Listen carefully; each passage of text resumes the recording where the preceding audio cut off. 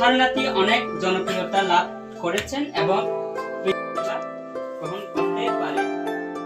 এক্ষেত্রে সেবা প্রদান ব্যবহার করে যে কোনো ইমেল পাঠিয়ে থাকো তাহলে সেমিনারে কোনো কিছু উপস্থাপন করে কিংবা যদি আমরা ওয়ার্ল্ড কাপ খেলা দেখি নাকি বিশ্বকাপ খেলা দেখবো সামনে, তো ওয়ার্ল্ড কাপ খেলা যদি যখন দেখি তখন মনিটরে ওই ভিডিওগুলো কি করা হয়, বড় করে দেখানো হয়, বুঝতে পারছো? বড় করে দেখানো হয়। তাহলে কিংবা যদি